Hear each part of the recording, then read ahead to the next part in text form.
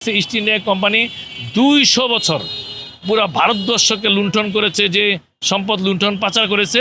প্রকৃত অর্থে জাতীয় সংসদ হচ্ছে একটি মহান একটা রাজনৈতিক এবং নীতি নির্ধারণের একটি স্থান, যেখান থেকে দেশের আইন তৈরি হওয়ার কথা, যাকে আইনসভা বলে। রাষ্ট্রের সমস্ত নীতিমালা যেখান থেকে তৈরি হয়, এটা রাষ্ট্রের সর্বোচ্চ সংস্থা, অধিকতর গুরুত্বপূর্ণ সংস্থা জাতীয় সংসদ। এই জাতীয় সংসদে এই মমতাজ তার মতো একজন ব্যক্তি ৩ বার নির্বাচিত হওয়া বা সংসদ সদস্য বানিয়ে দেওয়া, এটা আসলে প্রমাণ করে যে জাতীয় সংসদে যেই যোগ্য নেতৃত্ব, যেই রাজনৈতিক নেতৃত্ব, তারা সেখানে জাতীয় সংসদ সদস্য হওয়ার কথা। আমাদের দেশের যেই রাজনৈতিক দলগুলো আছে, যারা সংসদীয় রাজনৈতিক দল, এদের রাজনৈতিক চেতনার মান এত নিম্ন স্তরে তারা চলে গিয়েছে যে তারা রাজনীতি দিয়ে আর কোনো সংসদ সদস্যকে নির্বাচিত করতে পারে না। তারা রাজনৈতিকভাবে দেউলিয়া হয়ে গেছে, ব্যর্থ হয়ে গেছে, এবং রাজনীতির প্রতি তাদের কোনো আস্থা নাই। এবং মানুষকে এক ধরনের হাসি তামাশা দিয়া, এক ধরনের মানুষকে ঝোকারির মধ্যে দিয়া, অর্থাৎ মানুষকে যেখানে রাজনীতির জনপ্রিয়তা, নৈতিকতার জনপ্রিয়তা থাকা দরকার, সেখানে অনৈতিকতার, যেখানে নিম্নরুচি সম্পূর্ণ একজন শিল্পীর নামে যে ফাইটটা যায়, এই সমস্ত কুরুচিপূর্ণ গান যা দিয়ে মানুষকে, যারা এই ধরনের নিম্নগামী অবস্থায় নিয়ে যায়, তাদেরকে সংগ্রহ করে রাজনৈতিকভাবে এই জাতীয় সংসদ তৈরি করা, সংসদ সদস্য তৈরি করা, এটা হচ্ছে আমাদের রাজনৈতিক দলগুলোর একটা দেউলিয়াত্ব ছাড়া আর কিছুই নেই। এটা রাজনৈতিক দলগুলো তারা নিঃস্ব হয়ে গেছে। রাজনীতি দিয়ে মানুষকে আকৃষ্ট করা, জনগণকে আকৃষ্ট করা, মানুষকে সচেতন করা, জনগণকে সেবা করা, জনসেবা করা, এগুলির থেকে অনেক দূরে চলে গেছে। এটা তারই প্রমাণ। আসলে এই সরকারটা তো একটা আকস্মিক, একটা অনাকাঙ্ক্ষিত, অপ্রত্যাশিতভাবে এই সরকারের এটা ঐতিহাসিক আগমন। ফলে এই সমস্ত যারা রাজনৈতিক ক্রিমিনাল, অপরাধী, মানবতা বিরোধী অপরাধের সাথে সংশ্লিষ্ট, এবং যারা একটা ফ্যাসিস্ট রাজনীতির সহযোগী, অনুগামী, ফ্যাসিস্ট রাজনীতিকে যারা প্রসার করেছে, ফ্যাসিস্ট রাজনীতির মধ্যে যারা ফায়দা তুলেছে, আইভি হোক আর মমতাজ হোক, এরা একই শ্রেণী, এরা রসুন কোষ গোড়া এক। এরা ফ্যাসিস্ট সরকারকে, ফ্যাসিস্ট রাজনীতির, এরা ছিল অনুগামী, সহযোগী, ফ্যাসিস্ট রাজনীতির সুবিধাভোগী। ফ্যাসিস্ট রাজনীতির মধ্যে দিয়েই তারা এখানে সমাজে তারা ওই একজন মেয়র হয়েছে, একজন এমপি হয়েছে। ফলে তাকে গ্রেপ্তার করার জন্য 9 মাসের যে প্রসঙ্গটা এসেছে, এখনও অনেক এই ধরনের রয়ে গেছে যারা সমাজের এই ধরনের অপরাধী এবং যারা হত্যাকাণ্ডের সাথে জড়িত, তারা এখনও কিন্তু ধরাছোঁয়ার বাইরে রয়েছে।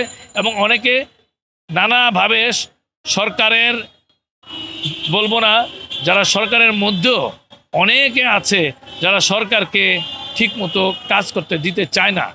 ফলে তারাই কিন্তু আবার তাদেরকে বিদেশে পাচার করে দিয়েছে, ভারতে পাচার করে দিয়েছে, এবং তারা কিন্তু অনেক অর্থের সম্পদ মালিক হয়েছে এটা একটা করে, তারা একটা ব্যবসা হিসাবে নিয়েছে। ফলে যারা এখন বিভিন্ন জায়গায় লুকায় আছে, সরকার তাদেরকে খুঁজে বের করার জন্য যে বাহিনী, যে এসবি, এনএসআই এবং পুলিশ, তাদেরকে সরকার এখনও পর্যন্ত পুরোপুরি অ্যাক্টিভ করতে পারে নাই। কারণ এগুলোর ভিতরেও কিন্তু ফ্যাসিস্ট সরকারের নিয়োগপ্রাপ্ত স্বার্থসন্ন্যাসী অনেক ব্যক্তি এখনও রয়ে গেছে।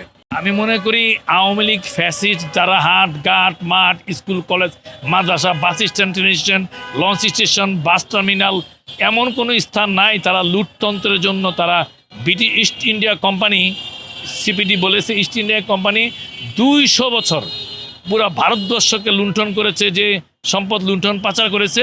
আর 16 বছরে ফ্যাসিস্ট হাসিনা এবং তার দলীয় লোকজন, তার আত্মীয় স্বজন, ফ্যামিলি, তারা কিন্তু তার চেয়ে বেশি লুণ্ঠন বিদেশে পাচার করেছে। ফলে এখন এই যে আমাদের সামনে নির্বাচন আসছে, এই নির্বাচনের মাধ্যমে আমরা এমন একদল প্রতিনিধিত্ব নির্বাচন করতে হবে যারা দেশকে গড়ে তোলার জন্য যারা কাজে আসবে।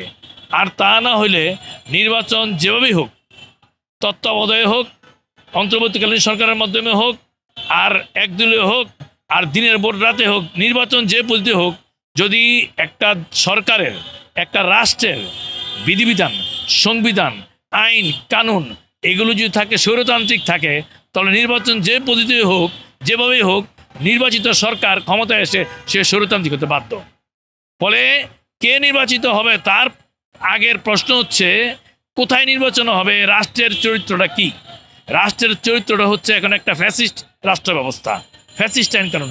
এটাকে সংস্কার করতে হবে এবং যে সমস্ত বিধিবিধানগুলো গণতন্ত্রের পরিপন্থী এগুলিকে সম্পূর্ণভাবে বাতিল করতে হবে পর্যায়ক্রমিকভাবে। সেই সময়টুকু অন্তর্বর্তী সরকারকে দিতে হবে। তখন একটা এমন একটা পরিবেশ যখন আসবে যেখানে রাজনীতিটা টাকা কামানোর জন্য কেউ রাজনীতি করবে না, টাকা কামানোর জন্য নির্বাচন করবে না, লুট করার জন্য কেউ নির্বাচন করবে না। তখন দেখবেন এই আওয়ামী লীগ বিএনপির নেতা খুঁজে পাওয়া যাবে না, যে কারণ লুট করতে পারবে না। রাজনীতিটা হয়ে গেছেন লুটতন্ত্র, টাকা কামানোর জন্য একটা হাতিয়ার হচ্ছে রাজনীতি। কিন্তু যখন এটা থাকবে না তখন কিন্তু আর এরা আসবে না রাজনীতি করার জন্য। ফলে নির্বাচন কে হবে, নির্বাচিত কেউ সৎ হবে না অসৎ ব্যক্তি হবে, তার চেয়ে বড় কথা হলো আমাদের দেশের রাষ্ট্রের সংবিধান, বিধিবিধান এটা কি স্বৈরতান্ত্রিক না গণতান্ত্রিক। ফলে স্বৈরতান্ত্রিক বিধিবিধানগুলো সবার আগে দেশবাসীকে কনসার্নে সকলের মতামত নিয়ে জুলাই আগস্টের অভ্যুত্থানের চেতনা এই একটা দলকে, কোনো ব্যক্তিকে, বিএনপিকে বা অন্যকে ক্ষমতায় বসানোর জন্য রাজনীতি করে নাই। জুলাইয়ের বৈষম্যমুক্ত একটা আমাদের সংবিধান, বৈষম্যমুক্ত একটা সমাজ ব্যবস্থা প্রতিষ্ঠান করার জন্য এটাই ছিল আমাদের রক্তে গড়া, আমাদের যুব ছাত্র সমাজের কিশোরদের বুকে রক্ত দেওয়া একটা সৎ জনস্বার্থের পক্ষে একটা সংবিধান তৈরি করা।